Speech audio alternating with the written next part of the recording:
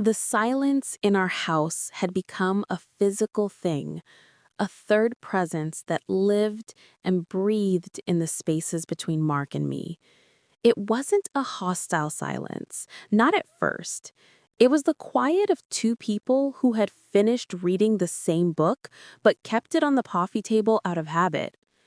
We moved through our beautiful home with its tasteful gray walls and stainless steel appliances like polite ghosts. Our conversations reduced to logistical updates. Did you pay the electricity bill? I'll be late tomorrow. Parent-teacher conferences. Don't forget to pick up Liam's prescription. Our marriage had become a beautifully managed nonprofit organization dedicated to the upkeep of a life, with all the passion of a quarterly budget report. Mark was a good man. I have to say that because it's true. He was a provider, a steadfast father to our two children, a man who remembered to have the oil changed in my car, and who never once raised his voice in anger. But the man I fell in love with, the one who would pull me into a spontaneous dance in the kitchen or quote silly movie lines until I cried with laughter, had slowly receded, replaced by a responsible, slightly distant executive. He was solving problems, building spreadsheets, managing his team at work, and somehow our family became another project to be managed. I felt like a prized asset in his portfolio. Well maintained, valuable, but ultimately just part of the holdings. I was lonely.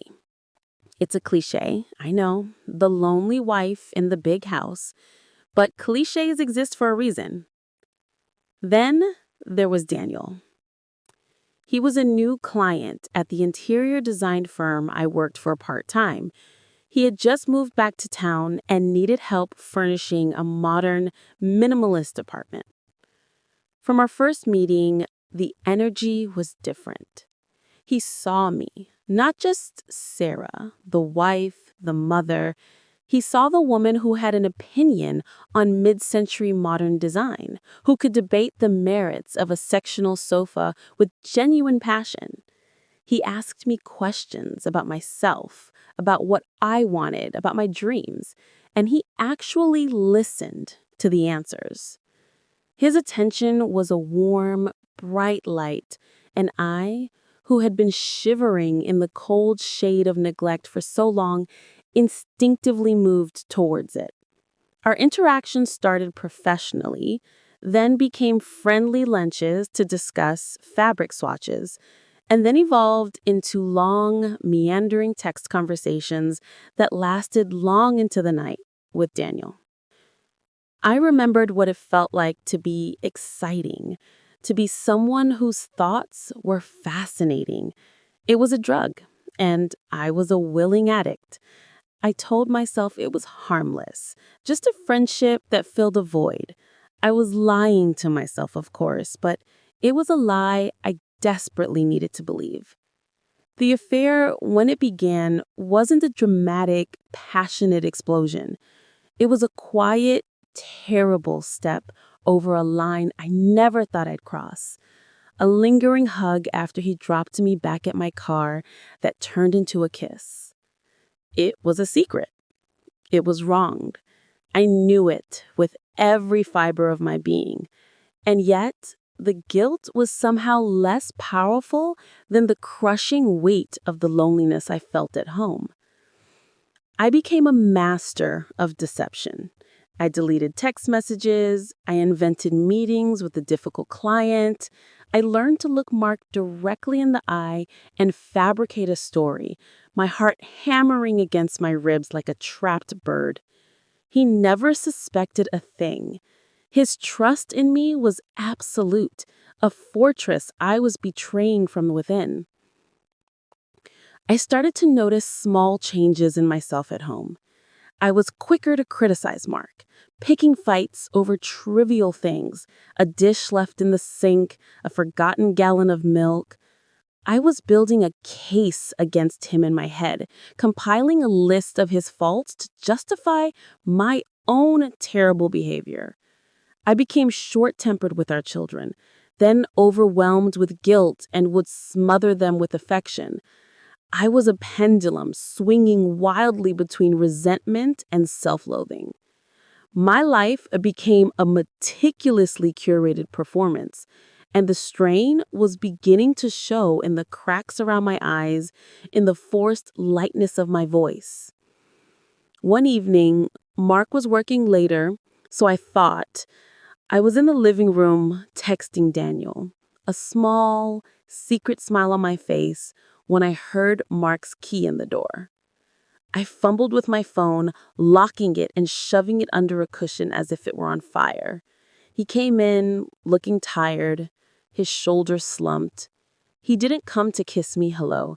He just stood there for a moment, looking at me, and his gaze felt different. It wasn't distant or preoccupied. It was focused, sharp. "Rough day?" I asked, my voice a little too high. He didn't answer right away. He just kept looking at me, and for a terrifying second, I was sure he knew. He could see the deceit written on my skin. But then he blinked, and the moment passed. "Yeah," he said, his voice flat. "Just a long one. I'm gonna take a shower." He walked away, and I let out a breath I didn't realize I'd been holding. I retrieved my phone, my hands trembling. That was the first time I felt a cold trickle of fear. It wasn't the fear of getting caught. It was the fear that the man I had underestimated, the man I thought was too buried in his spreadsheets to notice, was perhaps seeing everything clearly for the very first time. But I brushed it aside.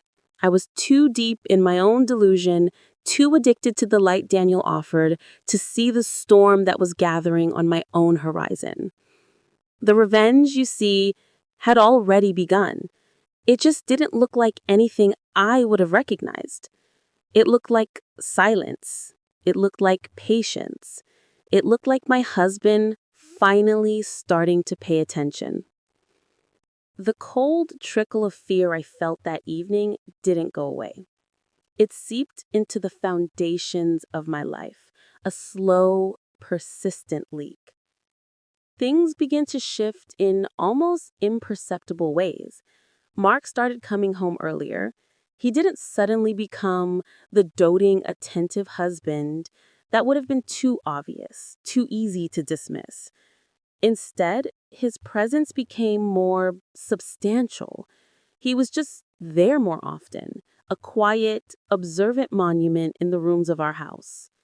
He began to ask different kinds of questions. Not, "What's for dinner?" but, "How did that project go with your new client? Daniel, was it?" He said the name so casually, so cleanly, that it sucked the air right out of my lungs. My rehearsed lies felt thick and clumsy on my tongue. "It's fine, almost finished." He just nodded, his eyes holding mine for a beat too long before returning to his book. Then the little things started happening. My favorite perfume, a bottle I kept on my dresser, went missing for 2 days before reappearing in the exact same spot. When I mentioned it, Mark looked up from his laptop, his expression blank. "That's odd. Maybe one of the kids was playing with it." But our daughter was 10 and our son was 7. They had long passed the age of playing with my perfume. My laptop, which I always left charging on the kitchen counter, would sometimes be on the dining table when I came down in the morning. The password was still required, but it felt moved. When I asked Mark if he'd used it, he said, "No, why would I? You know I have my own." He then smiled, a small, tight thing that didn't reach his eyes. "Unless you have something on there you don't want me to see." He laughed as if it were a joke, but the sound was hollow and it landed in the pit of my stomach like a stone. I became a prisoner in my own home, and my jailer was my own guilt. Every casual question felt like an interrogation. Every silent moment felt accusatory. I started double-checking everything. I deleted every text from Daniel immediately after reading it. I used a separate hidden app for our calls. The affair, which had once been a thrilling escape, became a second, more exhausting job. The weight of the secret was crushing me, and the joy I had found with Daniel was now poisoned with a constant, low-grade terror. I began to see a new side of Mark, a side I never knew existed. He had always been direct, a problem solver. Now he was subtle, strategic. He started making small positive changes that felt like subtle criticisms of my complaints. I'd once nagged him about never helping with the laundry. He suddenly started doing it, folding the clothes with the meticulous precision that my haphazard bundles never achieved. I'd complained he was always on his phone. He began leaving it in another room and would instead watch me, his gaze calm and unnerving. He was mirroring back to me the perfect, attentive husband I had always claimed I wanted.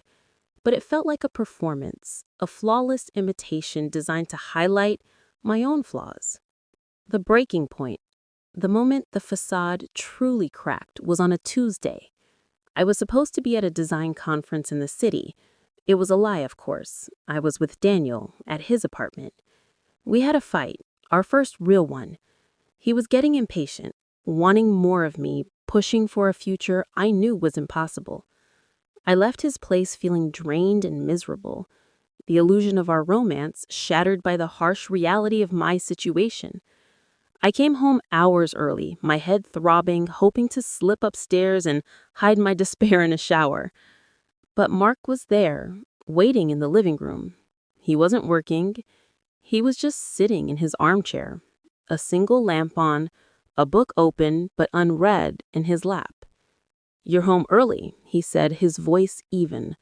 "The conference was underwhelming," I mumbled, unable to look at him. "I'm sure it was," he replied. There was a weight to his words. He stood up and walked over to the mantelpiece, picking up a small framed photo of us on our honeymoon. "Do you remember this in Santorini? You said the light was so perfect. It felt like we were inside a dream." My throat tightened. "I remember."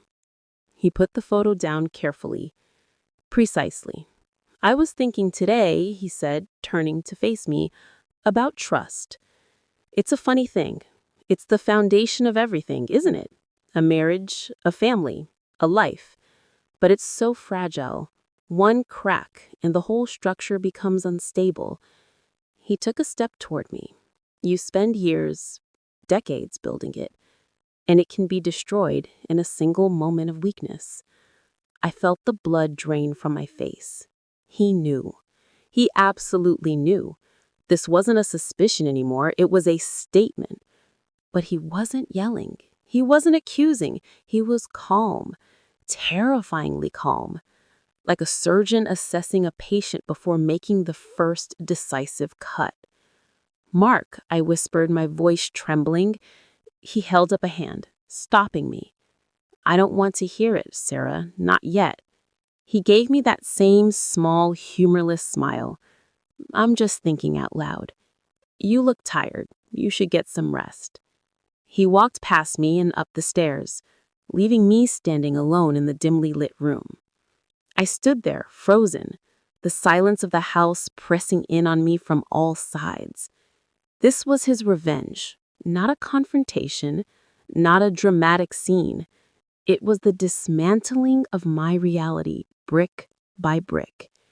He was making me live in the gilded cage of my own deceit, forcing me to see the destruction I had wrought through the cool, clear lens of his calm. He was showing me that he held all the power, and he was in no hurry to use it. The waiting, the not knowing what he would do or when he would do it, was its own exquisite form of torture. The game was on, and I had just realized I never knew the rules, and my opponent was a master. The final act didn't begin with a bang, but with the stack of neatly printed papers placed on the kitchen island next to a fresh pot of coffee. It was a Saturday morning.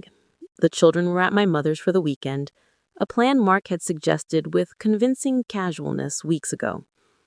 The sun streamed into the spotless kitchen, illuminating the dust motes dancing in the air. And the document's title was stark and simple: Petition for Dissolution of Marriage. I stood there, frozen in my robe. He was already dressed, sipping his coffee, looking out at the backyard as if it were any other day.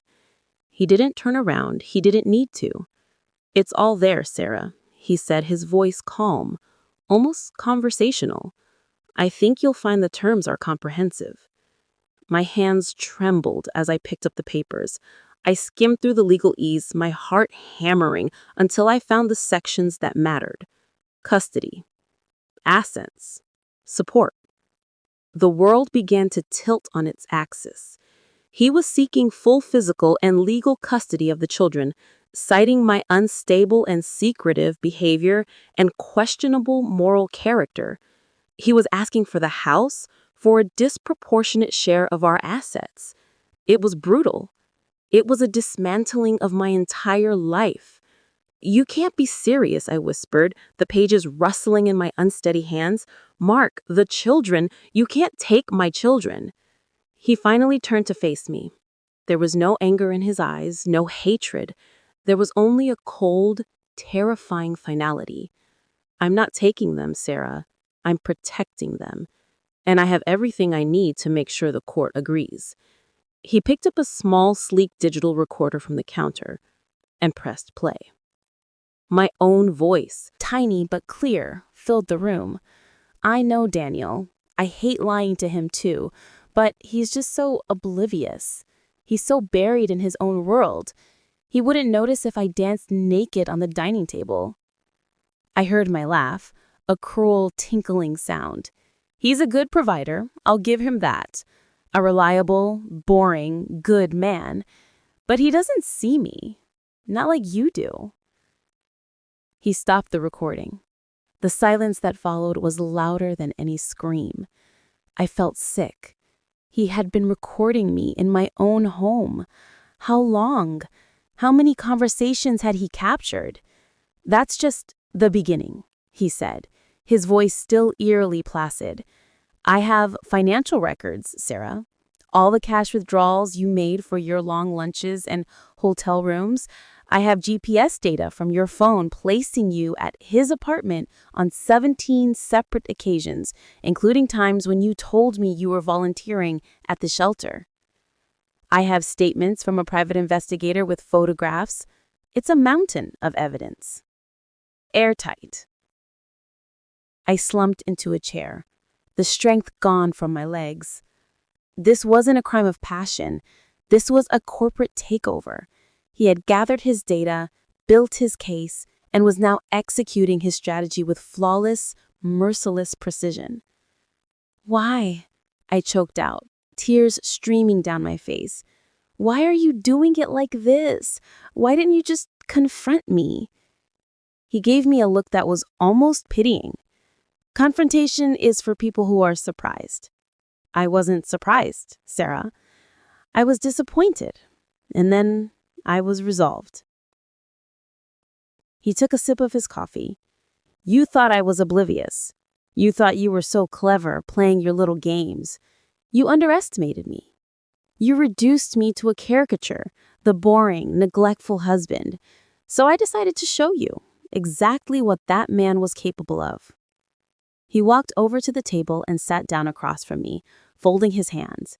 "You wanted excitement. You wanted to feel seen. Well, now you have my undivided attention. Every detail of your betrayal I have seen. I have documented it. I have weaponized it." He laid out his terms. It wasn't a negotiation. It was a surrender. If I contested the divorce, if I fought him for custody, he would release the entire sordid file to the court. He would make sure my parents, our friends, our children, when they were older, knew the full, detailed extent of my affair.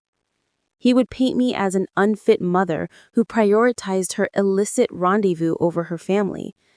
But he said, his voice softening into something even more terrifying, if I agreed to his terms, if I signed the papers as they were, granted him the custody and assets he asked for, and walked away quietly, he would keep the specifics private. The divorce would proceed on the grounds of irreconcilable differences. I would get limited, supervised visitation with the children until a therapist deemed it appropriate for more. I would be free to be with Daniel. "That's what you wanted, isn't it?"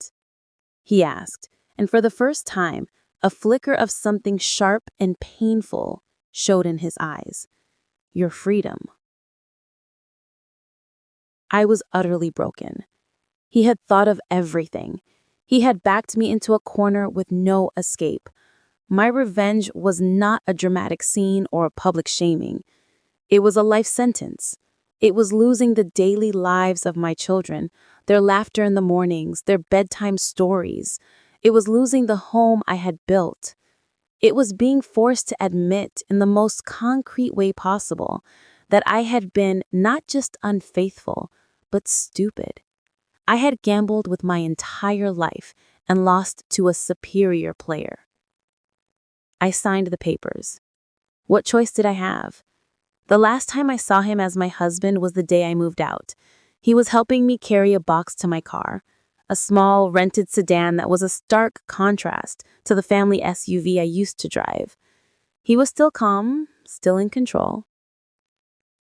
"I want you to know one thing, Sarah," he said, stopping me as I opened the car door. "I never stopped loving you. Even when I was gathering every piece of evidence against you, a part of me was hoping I was wrong. That's what made this so necessary." He turned and walked back toward our house. His house, now, without a backward glance. He didn't slam the door. He closed it softly, firmly, the way you close the book you have just finished reading. I got into my car and drove away from my life. The affair with Daniel had already fizzled out, unable to survive the harsh light of reality and the weight of my grief. He was part of the fantasy, and the fantasy was over. My revenge is my life now. It's the quiet apartment I can't afford. It's the scheduled, supervised visits with my children who are confused and distant. It's the pitying looks from my mother who doesn't know the whole story, but knows I'm the one who left. It's the knowledge that Mark, the good, reliable, boring man, outmaneuvered me so completely that he didn't just end our marriage. He rewrote its history and dictated its future. He is the hero who protected his children. I am the cautionary tale who walked away. And the worst part, the truly exquisite punishment, is that he was right. He saw me. In the end, he saw every pathetic, selfish, deceitful part of me, and he held up a mirror so I could see it too. And I have to live with the reflection every single day for the rest of my life. নদীর ধারে সেই গা। প্রথম অধ্যায়, শুরুজাত। পদ্মা নদীর ধারে একটা ছোট্ট গ্রাম ছিল, নাম তার রূপসী গ্রাম। গ্রামের নাম শুনলেই মনে হতো কত সুন্দর হবে। আর সত্যিই গ্রামটা ছিল অপূর্ব সুন্দর। সবুজ ধানক্ষেত, নারিকেল আর সুপারি গাছের সারি, আর নদীর শীতল হাওয়া, সব মিলিয়ে এক স্বর্গের মতো জায়গা। এই গ্রামেই থাকত একটা ছেলে, নাম তার আলম। বয়স তখন 17 কি 18 হবে। ফর্সা রং, লম্বা চুল, আর চোখে একটা স্বপ্ন, বড় হয়ে সে লেখক হবে। প্রতিদিন সন্ধ্যায় নদীর ধারে বসে সে লিখত তার ডায়েরিতে। কখনো কবিতা, কখনো গল্প, কখনো শুধু মনের কথা। আলমের বাবা মোক্তার সাহেব ছিলেন গ্রামের স্কুলের প্রধান শিক্ষক। মা রহিমা বেগম ছিলেন একজন নরম মনের মহিলা, যিনি সবসময় সবার জন্য রান্না করতেন। তাদের ছোট্ট টিনের চালের বাড়িটা ছিল গ্রামের মাঝখানে। আলমের একটা ছোট বোন ছিল, সামিয়া। বয়স তার 10 বছর। চঞ্চল, দুষ্টু, কিন্তু খুব মিষ্টি। সে সবসময় ভাইয়ের পিছন পিছন ঘুরত। ভাইয়া, আমাকে নিয়ে চলো না। এই ছিল তার প্রিয় সংলাপ। দ্বিতীয় অধ্যায়, নতুন প্রতিবেশী। একদিন গ্রামে নতুন একটা পরিবার এলো। তারা ঢাকা থেকে এসেছিল। বাবা একজন সরকারি চাকরিজীবী, বদলি হয়ে এই উপজেলায় এসেছেন। তাদের সাথে ছিল একটা মেয়ে, নাম তার তানিয়া। তানিয়া ছিল আলমের সমবয়সী। লম্বা চুল, বড় বড় চোখ, আর মুখে সবসময় একটা হাসি। সে ছিল খুবই পড়ুয়া। বই পড়তে তার খুব ভালো লাগত। প্রথম দিন যখন সে গ্রামের স্কুলে ভর্তি হল, তখন সবাই অবাক হয়ে তাকে দেখছিল। শহুরে মেয়ে, কিন্তু কোনো অহংকার নেই। আলম আর তানিয়ার প্রথম দেখা হয়েছিল স্কুলের লাইব্রেরিতে। দুজনেই একই বই খুঁজছিল, রবীন্দ্রনাথের গোরাগু। তুমিও রবীন্দ্রনাথ পড়ো? আলম জিজ্ঞেস করেছিল। হ্যাঁ, আমার খুব প্রিয়। তুমি? তানিয়া হেসে জবাব দিয়েছিল। সেই থেকে তাদের বন্ধুত্ব শুরু। প্রতিদিন স্কুলে, লাইব্রেরিতে, আর কখনো কখনো নদীর ধারে বসে তারা গল্প করত। সাহিত্য নিয়ে, জীবন নিয়ে, স্বপ্ন নিয়ে। তৃতীয় অধ্যায়, স্বপ্নের কথা। একদিন সন্ধ্যায় নদীর ধারে বসে আলম তানিয়াকে বলল, জানো, আমি বড় হয়ে লেখক হতে চাই। এমন গল্প লিখব যেগুলো মানুষের মন ছুঁয়ে যাবে গু। তানিয়া মৃদু হেসে বলল, তুমি পারবে। তোমার লেখার হাত খুব ভালো। তুমি যা লিখো তাতে আন্তরিকতা আছে গি। তুমি কি হতে চাও? আলম জিজ্ঞেস করল। আমি শিক্ষিকা হতে চাই। গ্রামের মেয়েদের পড়াতে চাই। দেখো না, এখানে কত মেয়ে স্কুলেই যায় না। আমি চাই সবাই পড়াশোনা করুক। তানিয়ার কথা শুনে আলম অবাক হল। এতটা সরল, এতটা নিঃস্বার্থ স্বপ্ন। তুমি সত্যিই অসাধারণ, আলম বলল। তানিয়া লজ্জা পেয়ে বলল, আরে না, আমি সাধারণ। তবে হ্যাঁ, আমি মানুষের জন্য কিছু করতে চাই। সেদিন থেকে আলমের মনে তানিয়ার জন্য একটা বিশেষ জায়গা তৈরি হল। সে বুঝতে পারছিল না এটা কি অনুভূতি, কিন্তু তানিয়াকে না দেখলে তার দিন ভালো যেত না। চতুর্থ অধ্যায়, বর্ষাকাল। বর্ষা এলো। পদ্মা নদী ফুলে ফেপে উঠল। চারিদিকে পানি আর পানি। স্কুল বন্ধ হয়ে গেল। বৃষ্টি থামার নাম নেই। একদিন সন্ধ্যায় আলম দেখল তানিয়া তাদের বাড়ির সামনে দাঁড়িয়ে আছে, ভিজে একদম। কি হয়েছে? এভাবে বৃষ্টিতে ভিজে আসলে কেন? আলম চিন্তিত হয়ে জিজ্ঞেস করল। আমার বই। আমার প্রিয় বইটা। আমি নদীর ধারে রেখে এসেছিলাম। পানিতে ভেসে যাবে কি? তানিয়া কাঁদো কাঁদো স্বরে বলল। আলম কিছু না ভেবে ছাতা নিয়ে বেরিয়ে পড়ল। বৃষ্টি তখন মুষলধারে পড়ছে।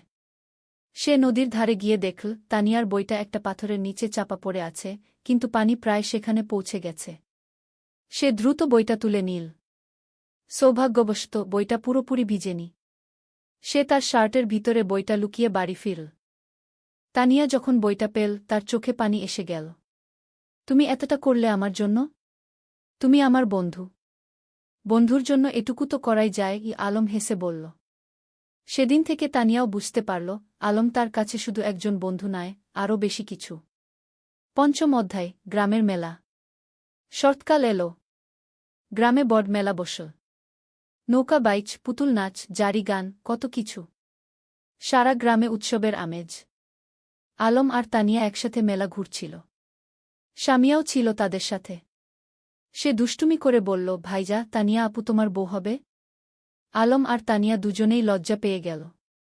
আলম স্বামীয়াকে বকা দিল, কিন্তু মনে মনে সে ভাবছিল, সত্যিই তো, তানিয়াকে ছাড়া তার জীবন অসম্পূর্ণ মনে হয়। মেলায় একটা পুতুলের দোকানে তানিয়া একটা সুন্দর পুতুল দেখে মুগ্ধ হয়ে গেল। কিন্তু দাম শুনে হতাশ হল, 50 টাকা। তার কাছে এত টাকা ছিল না। আলম চুপি চুপি পুতুলটা কিনে নিল। মেলা শেষে যখন বাড়ি ফিরছিল, তখন সে তানিয়াকে পুতুলটা দিল। এটা তুমি আমার জন্য? তানিয়া অবাক হয়ে বলল। তুমি যেটা চেয়েছিলে সেটা তোমার হওয়া উচিত কি? আলম মৃদু হেসে বলল। তানিয়া পুতুলটা বুকে জড়িয়ে ধরল। ধন্যবাদ, আলম। তুমি সত্যিই খুব ভালো। সেদিন রাতে আলম তার ডায়েরিতে লিখল, আজ আমি বুঝেছি ভালোবাসা কাকে বলে। যাকে দেখলে বুক ভরে যায়, যার জন্য নিজের সবকিছু দিয়ে দিতে ইচ্ছা করে, সেই তো ভালোবাসা। ষষ্ঠ অধ্যায়, সংকট। কিন্তু জীবন তো সবসময় সুখের থাকে না। একদিন আলমের বাবা হঠাৎ অসুস্থ হয়ে পড়লেন। ডাক্তার বলল তাকে ঢাকায় নিয়ে যেতে হবে ভালো চিকিৎসার জন্য। আলম দুশ্চিন্তায় পড়ে গেল। ঢাকায় যেতে হলে অনেক টাকা লাগবে। তাদের পরিবার তো সচ্ছল নয়। তানিয়া যখন এ খবর পেল, সে তার বাবাকে বলল। তানিয়ার বাবা একজন ভালো মানুষ ছিলেন। তিনি আলমের বাবার চিকিৎসার জন্য টাকা দিতে রাজি হলেন। না না, এভাবে আমরা নিতে পারব না, মোক্তার সাহেব বললেন। আপনি আমার মেয়ের শিক্ষকের বাবা। আমার দায়িত্ব আপনার সেবা করা, তানিয়ার বাবা বললেন। শেষ পর্যন্ত আলমের বাবাকে ঢাকায় নিয়ে যাওয়া হল। আলম আর তার মা তার সাথে গেল। সামিয়া থেকে গেল গ্রামে তানিয়াদের বাড়িতে। ঢাকায় থাকতে হল প্রায় 1 মাস। সেই 1 মাস আলম প্রতিদিন তানিয়াকে চিঠি লিখত। মোবাইল ফোন তো তখন সবার ছিল না। চিঠি ছিল যোগাযোগের মাধ্যম। তানিয়াও প্রতিদিন চিঠির অপেক্ষায় থাকত। আলমের চিঠি পড়ে সে বুঝতে পারত আলম কতটা কষ্টে আছে, কতটা দুশ্চিন্তায় আছে। সে নিজেও আলমের জন্য দোয়া করত। 7ম অধ্যায়, ফিরে আসা। অবশেষে মোক্তার সাহেব সুস্থ হয়ে উঠলেন। ডাক্তার বললেন এখন তিনি বাড়ি যেতে পারবেন। কিন্তু সতর্ক থাকতে হবে। যেদিন আলম গ্রামে ফিরল সেদিন পুরো গ্রাম খুশিতে আত্মহারা। সবাই মোক্তার সাহেবকে দেখতে এলো। তানিয়াও এলো সামিয়াকে নিয়ে। আলম তানিয়াকে দেখে বলল, তোমার চিঠিগুলো আমাকে শক্তি দিয়েছে। ঢাকায় যখন খুব কষ্ট লাগত তখন তোমার চিঠি পড়ে আবার ভালো লাগত। আমি জানতাম তুমি ফিরে আসবে। আমি বিশ্বাস রাখিনি, হারাইনি। তানিয়া মৃদু হেসে বলল। সেদিন বিকেলে নদীর ধারে বসে আলম তানিয়াকে বলল, তানিয়া, আমি তোমাকে কিছু বলতে চাই। বলো, তানিয়া বলল। আমি তোমাকে ভালোবাসি। ঢাকায় থাকার সময় প্রতিটা মুহূর্তে তোমার কথা মনে পড়েছে। তুমি ছাড়া আমার জীবন অর্থহীন। তানিয়া কিছুক্ষণ চুপ করে রইল। তারপর বলল, আমিও তোমাকে ভালোবাসি আলম। কিন্তু আমরা এখনো ছোট। আমাদের পড়াশোনা শেষ করতে হবে, নিজেদের প্রতিষ্ঠিত করতে হবে। তারপর আমরা একসাথে থাকব। আলম তার কথা শেষ করল। হ্যাঁ, একসাথে থাকব। তানিয়া হেসে মাথা নাড়ল। 8ম অধ্যায়, সময়ের পরীক্ষা। পরের কয়েক বছর দ্রুত কেটে গেল। আলম আর তানিয়া দুজনেই খুব ভালো ছাত্র ছিল। এসএসসি পরীক্ষায় দুজনেই জিপিএ 5 পেল। এরপর তারা ঢাকায় কলেজে ভর্তি হল। আলম নটরডেম কলেজে আর তানিয়া হলিক্রস কলেজে। গ্রাম ছেড়ে শহরে আসতে হল। শহরের জীবন ছিল অন্যরকম। ব্যস্ততা, ভিড়, শব্দ, সবকিছু গ্রামের থেকে আলাদা। কিন্তু আলম আর তানিয়া তাদের লক্ষ্য থেকে বিচলিত হল না। প্রতি সপ্তাহান্তে তারা দেখা করত। কখনো রমনা পার্কে, কখনো টিএসসিতে, কখনো কোনো বইয়ের দোকানে। তারা একে অপরকে উৎসাহ দিত, সাহস দিত। এইচএসসি পরীক্ষায়ও দুজনেই ভালো ফল করল।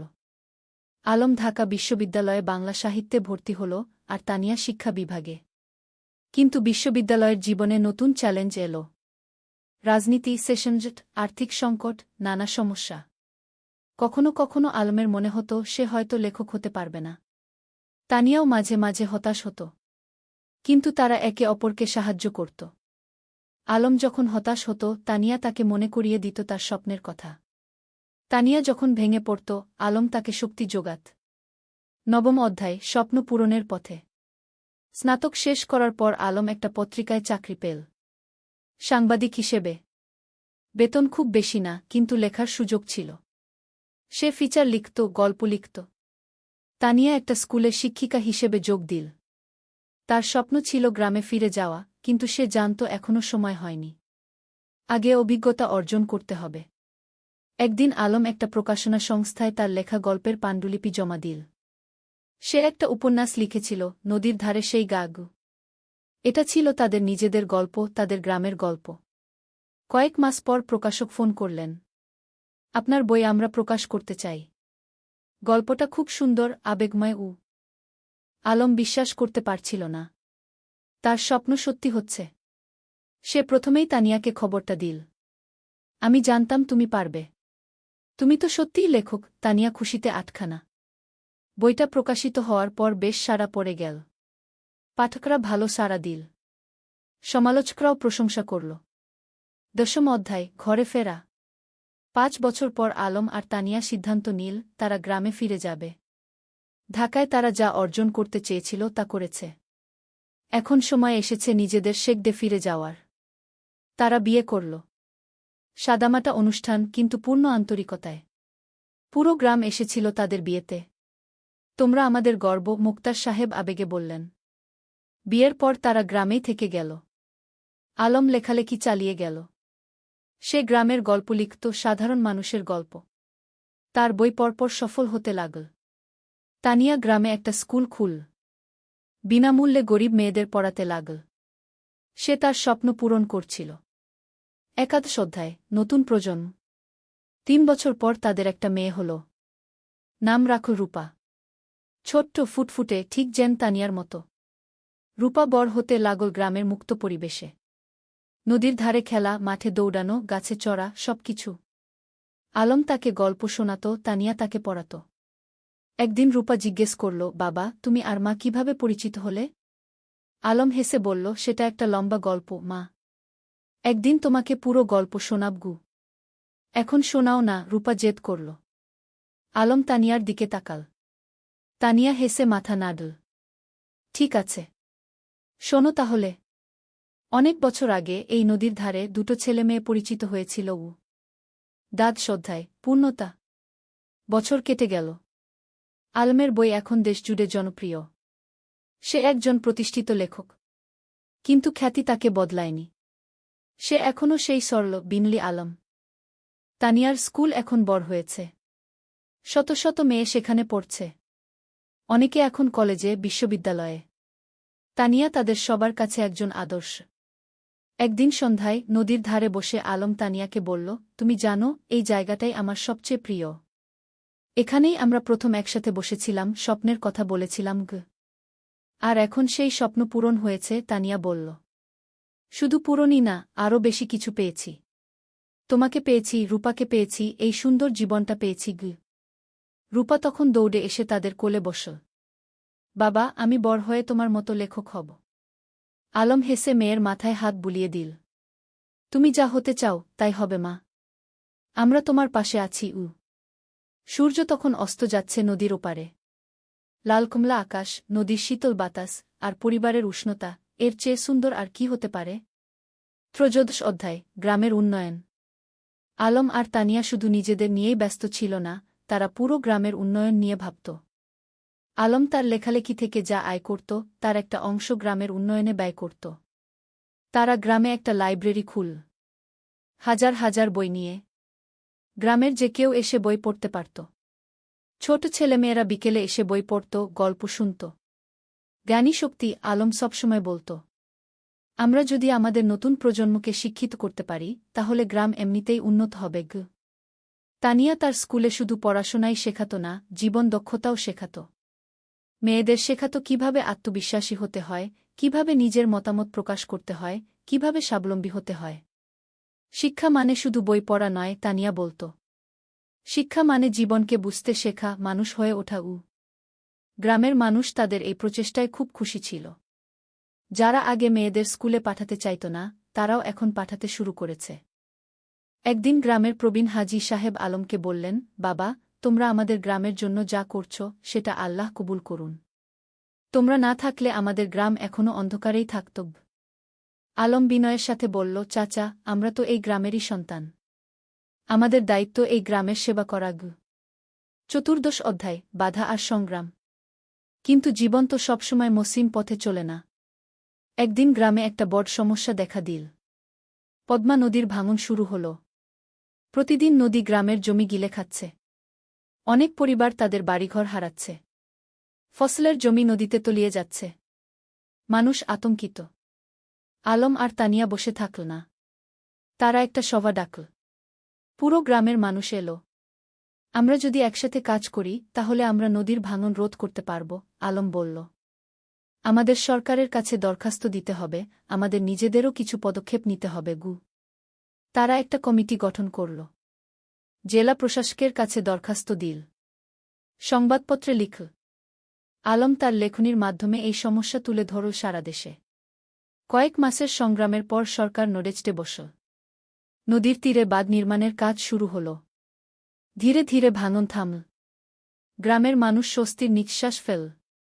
তোমরা আমাদের গ্রামকে বাঁচিয়েছ, একজন বৃদ্ধ আলমকে আশীর্বাদ করলেন। আমরা সবাই মিলে বাঁচিয়েছি, আলম বলল। এটা সবার প্রচেষ্টার ফল। পঞ্চদশ অধ্যায়, রূপার স্বপ্ন। রূপা এখন 10 বছরের। খুব মেধাবী মেয়ে। স্কুলে সব সময় প্রথম হয়। কিন্তু শুধু পড়াশোনায় নয়, সে খেলাধুলায়, গানেও ভালো। একদিন রূপা তার বাবা-মাকে বলল, আমি ডাক্তার হতে চাই। গ্রামের মানুষদের সেবা করব। আলম আর তানিয়া খুশি হল। তাদের মেয়ে অন্যের সেবা করতে চায়, এর চেয়ে বড় গর্বের আর কি হতে পারে? তুমি যা হতে চাও, আমরা তোমাকে সাহায্য করব, তানিয়া বলল। কিন্তু রূপার একটা শর্ত ছিল। আমি ঢাকায় না, গ্রামেই থাকব। এখানেই পড়ব, এখানেই ডাক্তারি করব গু। আলম হেসে বলল, কেন মা? ঢাকায় তো ভালো সুযোগ পাবে উ। বাবা, তুমি আর মা যেমন গ্রামে ফিরে এসেছ, আমিও তাই চাই। গ্রামের মানুষদের সবচেয়ে বেশি সাহায্যের দরকার গু। এই কথা শুনে আলমের চোখে পানি এসে গেল। তার মেয়ে তার আদর্শকে ধারণ করছে। রূপা খুব পরিশ্রমী ছিল। প্রতিদিন ভোরে উঠে পড়াশোনা করত। মায়ের স্কুলে ছোটদের পড়াতে সাহায্য করত। বাবার লেখার কাজেও হাত লাগাত। রূপা, তুমি এত কাজ করো, ক্লান্ত হয়ে যাও না? তানিয়া একদিন জিজ্ঞেস করল। না মা, আমি যখন মানুষের উপকার করি তখন আমার ভালো লাগে। ক্লান্তি লাগে না, রূপা হেসে জবাব দিল। সব শ্রদ্ধায় পুরস্কার। আলমের লেখালেখি এখন দেশের সীমা পেরিয়ে গেছে। তার বই অনুবাদ হয়েছে বিভিন্ন ভাষা। বিদেশেও পাঠক তৈরি হয়েছে।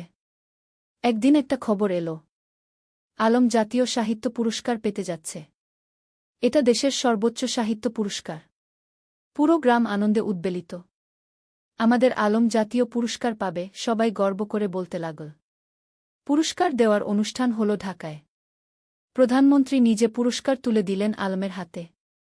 আপনার লেখা আমাদের গ্রামবাংলার প্রকৃত চিত্র তুলে ধরে, প্রধানমন্ত্রী বললেন। আপনি দেশের গর্ব উ। আলম বিনয়ের সাথে পুরস্কার নিল। তার মনে পড়ল সেই দিনগুলোর কথা, যখন সে নদীর ধারে বসে স্বপ্ন দেখত লেখক হওয়ার। পুরস্কার পাওয়ার পর আলম একটা বক্তৃতা দিল। এই পুরস্কার শুধু আমার একার নয়। এটা আমার স্ত্রী তানিয়ার, আমার মেয়ে রূপার, আমার গ্রামের সব মানুষের। তারা আমাকে অনুপ্রাণিত করেছে, সাহস দিয়েছে গি। তানিয়ার চোখে খুশির অশ্রু। তার স্বামী এত বড় সম্মান পেল, কিন্তু তবুও সে নিজের কৃতিত্ব সবার সাথে ভাগ করে নিচ্ছে। সপ্তদশ অধ্যায়, তানিয়ার স্বীকৃতি।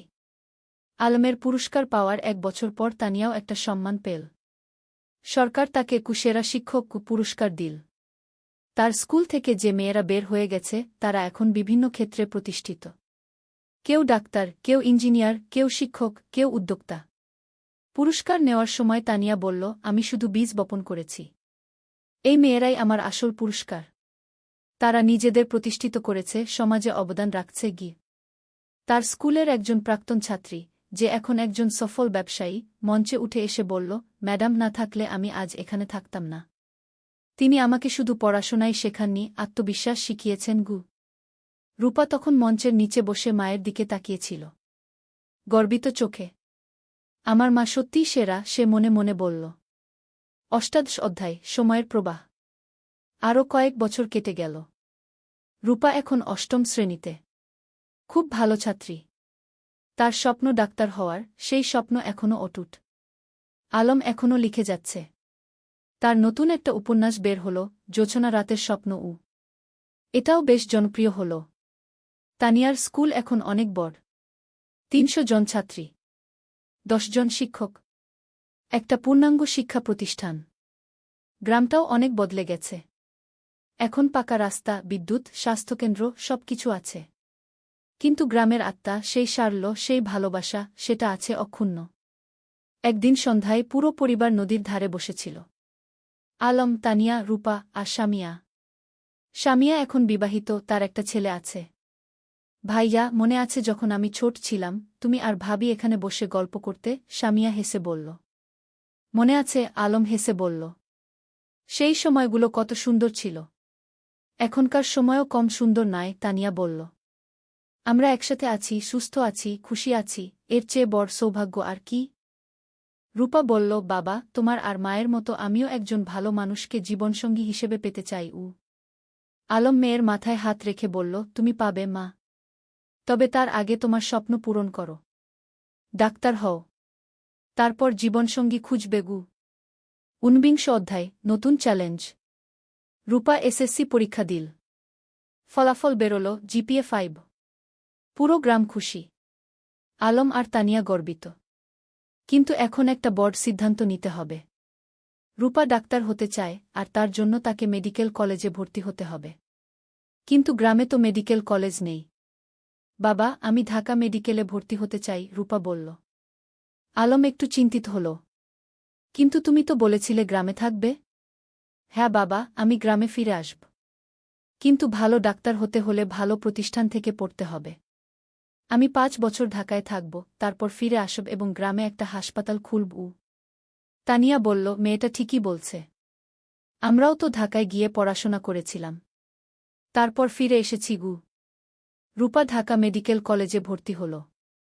প্রথম দিকে গ্রাম ছেড়ে যেতে খুব কষ্ট হচ্ছিল, কিন্তু সে জানত এটা তার লক্ষ্যের জন্য প্রয়োজন। আলম আর তানিয়া প্রতি মাসে ঢাকায় যেত মেয়েকে দেখতে। রূপা ফোনে প্রতিদিন কথা বলত। 20 অধ্যায়, পরিবারের বন্ধন।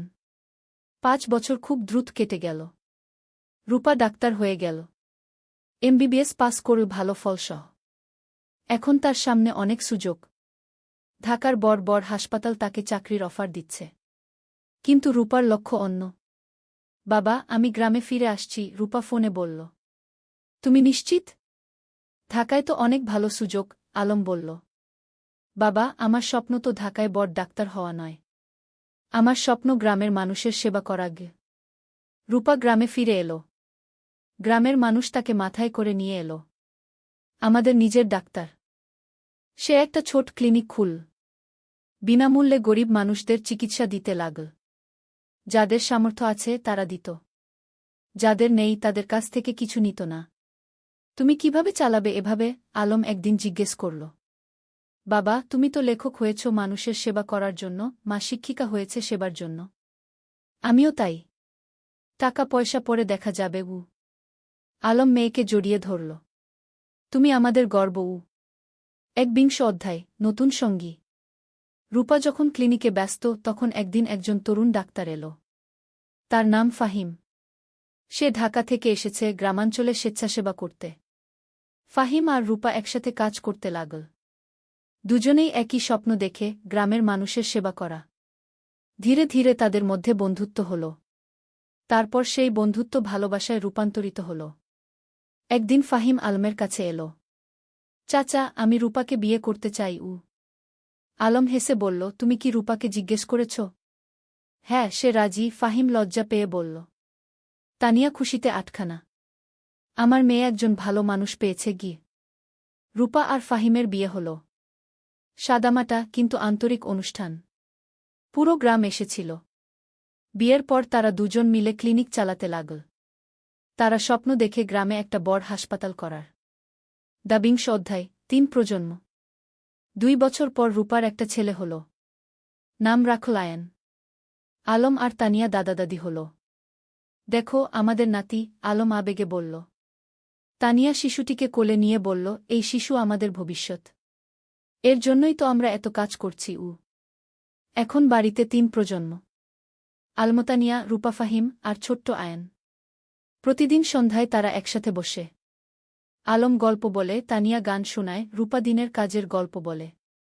একদিন আয়ান যখন একটু বড় হল সে জিজ্ঞেস করল, দাদু তুমি কি করো? আলম হেসে বলল, আমি গল্প লিখি, নাতুগু। আমাকে একটা গল্প বলো না? ঠিক আছে, শোনো তাহলে।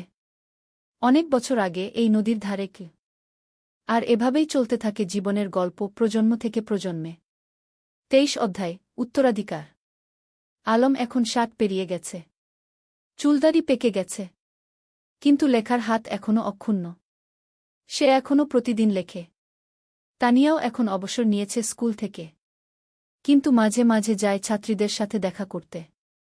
একদিন আয়ান, যে এখন 5 বছরের, দাদুকে জিজ্ঞেস করল, দাদু তুমি কত বই লিখেছ?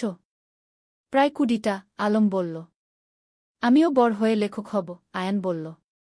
রূপা হেসে বলল, তুমি যা হতে চাও তাই হবে। আলম নাতিকে কোলে নিয়ে বলল, লেখক হওয়া মানে শুধু বই লেখা নয় বাবা। লেখক হওয়া মানে মানুষের কথা বলা, সত্য বলা, ভালোবাসা ছড়িয়ে দেওয়া।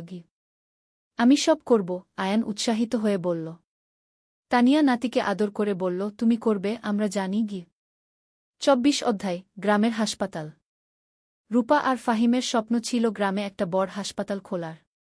তারা কয়েক বছর ধরে টাকা জমিয়ে রাখছিল। আলমও তার রয়্যালটির একটা অংশ দিয়েছিল। অবশেষে সেই দিন এলো।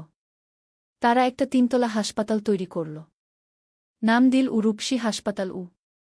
উদ্বোধনের দিন পুরো জেলা থেকে মানুষ এলো। স্বাস্থ্যমন্ত্রী নিজে এসে উদ্বোধন করলেন। এই হাসপাতাল শুধু একটা স্বাস্থ্যসেবা কেন্দ্র নয়, মন্ত্রী বললেন। এটা একটা স্বপ্নের বাস্তবায়ন। ডা রূপা আর ডা ফাহিম যা করেছেন সেটা অনুকরণীয় গু। হাসপাতালে 10টা বেড, অপারেশন থিয়েটার, ল্যাবরেটরি, সবকিছু আছে। আর সবচেয়ে বড় কথা, গরিবদের জন্য বিনামূল্যে চিকিৎসার ব্যবস্থা। আলম গর্বে বুক ফুলিয়ে বলল, আমার মেয়ে যা করেছে আমি কলম দিয়ে তা করতে পারিনি গু। তুমি কলম দিয়ে মানুষের মন ছুঁয়েছ, আমি হাত দিয়ে মানুষের শরীর সারাচ্ছি। দুটোই সমান গুরুত্বপূর্ণ, রূপা বলল। 25 অধ্যায় প্রত্যাবর্তন। একদিন গ্রামে একটা আশ্চর্য ঘটনা ঘটল। যে ছেলেটা 30 বছর আগে গ্রাম ছেড়ে আমেরিকায় গিয়েছিল সে ফিরে এলো। তার নাম জামিল। সে আমেরিকায় একজন সফল ব্যবসায়ী। কিন্তু বয়স হয়েছে, এখন শেখদে ফিরতে চায়। জামিল আলমের সাথে দেখা করতে এলো। আমি তোমার বই পড়েছি আমেরিকায় বসে। সেই বই পড়ে আমার গ্রামের কথা মনে পড়ে গেল। তাই ফিরে এলাম গ। স্বাগতম, আলম হাসি মুখে বলল। জামিল বলল, আমি এই গ্রামের জন্য কিছু করতে চাই। তুমি কি পরামর্শ দাও? আলম ভাবল একটু। তারপর বলল, গ্রামে একটা কারিগরি প্রশিক্ষণ কেন্দ্র খোলো। যুবকদের হাতে কলমে কাজ শেখাও। তাহলে তারা চাকরি পাবে, স্বাবলম্বী হবে গু। জামিল খুশি হল। চমৎকার আইডিয়া। কয়েক মাসের মধ্যে একটা কারিগরি প্রশিক্ষণ কেন্দ্র খোলা হল। সেখানে ছেলেমেয়েরা কম্পিউটার, ইলেকট্রনিক্স, সেলাই, রান্না, নানা বিষয়ে প্রশিক্ষণ পেতে লাগল। এভাবে একে একে গ্রামে নতুন নতুন সুবিধা যুক্ত হতে লাগল। কেউ ফিরে এসে স্কুলে দান করল, কেউ রাস্তা বানিয়ে দিল, কেউ মসজিদ মন্দির সংস্কার করল। আলম দেখছিল আর ভাবছিল, একজন মানুষ যদি ভালো কাজ শুরু করে তাহলে সেটা অন্যদেরও অনুপ্রাণিত করে কি। 26 অধ্যায় পরবর্তী প্রজন্ম। আয়ান এখন 10 বছরের। খুব মেধাবী ছেলে। সে দাদুর কাছে বসে গল্প শোনে, দাদির কাছে থেকে জীবনের পাঠ নেয়। একদিন স্কুলে একটা রচনা প্রতিযোগিতা হল। বিষয় ছিল আমার স্বপ্নের বাংলাদেশ গ। আয়ান লিখল, আমার স্বপ্নের বাংলাদেশে সবাই শিক্ষিত হবে। কেউ অসুস্থ হলে চিকিৎসা পাবে। কেউ গরিব থাকবে না। সবাই একসাথে মিলেমিশে থাকবে। আমার দাদু বলেন, স্বপ্ন দেখতে হয় বড়, তারপর সেই স্বপ্ন পূরণের জন্য কাজ করতে হয় গে। আয়ান প্রথম হল। পুরস্কার পেল। আলম নাতির রচনা পড়ে চোখ ভিজিয়ে ফেল। আমাদের শিক্ষা বৃথা যায়নি। নতুন প্রজন্ম ঠিক পথে আছে গু। 27 অধ্যায় জীবনের সন্ধ্যা। আলম এখন 65 পেরিয়ে গেছে। শরীর একটু দুর্বল হয়ে এসেছে। কিন্তু মন এখনও তরুণ। একদিন ডাক্তার বলল, তার হার্টে সমস্যা আছে। বিশ্রাম নিতে হবে। রূপা খুব চিন্তিত। বাবা, তুমি এখন আর এত কাজ করবে না। বিশ্রাম নাও। কিন্তু আলম কি থেমে থাকার মানুষ? সে এখনও লেখে, মানুষের সাথে দেখা করে, গ্রামের উন্নয়নের কাজে যুক্ত থাকে। তানিয়া বলল, তুমি একটু শান্ত হও। আমরা এত কাজ করেছি, এখন পরের প্রজন্মকে দায়িত্ব দাও। তুমি ঠিক বলছ, আলম মেনে নিল। কিন্তু আমার একটা শেষ ইচ্ছা আছে গি। কি? তানিয়া জিজ্ঞেস করল। আমি আমাদের জীবনের গল্পটা লিখতে চাই। একটা আত্মজীবনী। যাতে পরের প্রজন্ম জানতে পারে আমরা কিভাবে স্বপ্ন দেখেছিলাম, কিভাবে সেই স্বপ্ন পূরণ করেছিলাম গু। তুমি লেখো, তানিয়া হেসে বলল। আমি তোমাকে সাহায্য করব। 28 অধ্যায় শেষ বই। পরের 6 মাস আলম লিখল তার জীবনের গল্প। নদীর ধারে সেই গা, একটি জীবন কথা কি নাম দিল। বইটাই ছিল তাদের প্রথম দেখা, প্রথম প্রেম, সংগ্রাম, সফলতা, ব্যর্থতা, সবকিছু। বই প্রকাশিত হওয়ার পর দেশজুড়ে সাড়া পড়ে গেল। মানুষ পড়ল আর অনুপ্রাণিত হল। একজন পাঠক চিঠি লিখল, আপনার বই পড়ে আমি বুঝেছি স্বপ্ন দেখা আর তা পূরণ করা সম্ভব। আমিও এখন আমার গ্রামে ফিরে যাব, কিছু করব। আলম এই চিঠি পড়ে খুশি হল। দেখো তানিয়া, আমাদের জীবন বৃথা যায়নি। আমরা মানুষকে অনুপ্রাণিত করতে পেরেছি। 29 অধ্যায় বিদায়। এক শীতের সকালে আলম ঘুম থেকে উঠল না। তার হার্ট অ্যাটাক হয়েছে। রূপা যতই চেষ্টা করল, কিছু করতে পারল না। আলম চলে গেল। পুরো গ্রাম শোকে মুহ্যমান। আমাদের আলম চলে গেল, সবাই কাঁদল। তানিয়া কান্নায় ভেঙে পড়ল। তুমি আমাকে একা ফেলে চলে গেলে। রূপা মাকে সান্ত্বনা দিল। মা, বাবা চলে যায়নি। তার লেখায় সে বেঁচে আছে। তার কাজে সে বেঁচে আছে। আমাদের মধ্যে সে বেঁচে আছে গি। আলমের জানাজায় হাজার হাজার মানুষ এলো। তাকে সমাহিত করা হল গ্রামের কবরস্থানে, নদীর পাশে, যেখানে সে জীবনের অনেকটা সময় কাটিয়েছে। ৩০ অধ্যায়, উত্তরাধিকার, শেষ অধ্যায়। আলমের মৃত্যুর পর তানিয়া ভেঙে পড়েনি। সে আরও শক্ত হয়েছে। আলম চলে গেছে, কিন্তু তার স্বপ্ন চলে যায়নি। আমাকে সেই স্বপ্ন বাঁচিয়ে রাখতে হবে গু। সে গ্রামের লাইব্রেরিটাকে কি আলম স্মৃতি লাইব্রেরিকে নাম দিল। সেখানে আলমের সব বই রাখা হল। রূপা হাসপাতালে আরও বেশি মনোযোগী হল। বাবা চাইতেন আমি মানুষের সেবা করি। আমি তাই করব। ফাহিম তার পাশে থেকে সাহায্য করল। আয়ান, যে এখন ১৫ বছরের, দাদুর মতো লিখতে শুরু করল। সে গল্প লেখে, কবিতা লেখে। একদিন আয়ান তানিয়াকে তার লেখা একটা গল্প দেখাল। গল্পের নাম দাদুর স্বপ্ন। তানিয়া পড়ল। চোখে পানি এলো। তোমার দাদু বেঁচে আছে তোমার মধ্যে গি। বছরের পর বছর কেটে গেল। গ্রামটা আরও উন্নত হল। কিন্তু আলমকে কেউ ভুলল না। প্রতি বছর তার জন্মদিনে গ্রামে একটা সাহিত্য উৎসব হয়। তরুণ লেখকরা আসে, তাদের লেখা পড়ে। তানিয়া এখন ৮০ পেরিয়ে গেছে। কিন্তু এখনও প্রতিদিন স্কুলে যায়। ছাত্রীদের দেখে আসে। একদিন এক তরুণী তানিয়াকে জিজ্ঞেস করল, ম্যাডাম, আপনার আর আলম স্যারের গল্পটা কি সত্যি? তানিয়া হেসে বলল, হ্যাঁ, প্রতিটা শব্দ সত্যি। আমরা স্বপ্ন দেখেছিলাম, আর সেই স্বপ্ন পূরণ করেছিলাম গ। আমিও কি পারব? তরুণী জিজ্ঞেস করল। অবশ্যই পারবে, তানিয়া দৃঢ়তার সাথে বলল। শুধু স্বপ্ন দেখো, তারপর সেই স্বপ্ন পূরণের জন্য কাজ করো। আর কখনো হাল ছেড়ো না গি। সেদিন সন্ধ্যায় নদীর ধারে বসে তানিয়া আকাশের দিকে তাকাল। আলম, তুমি কি দেখছ? আমরা যা শুরু করেছিলাম তা এখনো চলছে। তোমার স্বপ্ন বেঁচে আছে গি। নদীর জল কুলকুল করে বয়ে যাচ্ছে। বাতাসে যেন আলমের কণ্ঠস্বর ভেসে এলো, আমি জানতাম তুমি পারবে। আমরা একসাথে এই স্বপ্ন দেখেছিলাম, তুমি তা বাঁচিয়ে রেখেছ। ধন্যবাদ, তানিয়া গু। তানিয়া হাসল। চোখে পানি, কিন্তু মুখে হাসি। ধন্যবাদ তোমাকে, আলম। তুমি আমার জীবনকে অর্থবহ করেছিলে গ। সমাপ্তি। এই ছিল আলম আর তানিয়ার গল্প। দুটো সাধারণ মানুষ, যারা অসাধারণ স্বপ্ন দেখেছিল। আর সেই স্বপ্ন শুধু নিজেদের জন্যই ছিল না, ছিল সবার জন্য। আজও রূপসী গ্রামে যদি যাও, দেখবে আলম স্মৃতি লাইব্রেরি, তানিয়া বালিকা বিদ্যালয়, রূপসী হাসপাতাল, সবকিছু দাঁড়িয়ে আছে। এগুলো শুধু ভবন নয়, এগুলো স্বপ্নের বাস্তবায়ন। আর নদীর ধারে, যেখানে একদিন দুটো তরুণী বসে স্বপ্ন দেখেছিল, সেখানে এখন একটা ফলক লাগানো আছে। তাতে লেখা, যেখানে স্বপ্ন শুরু হয়েছিল।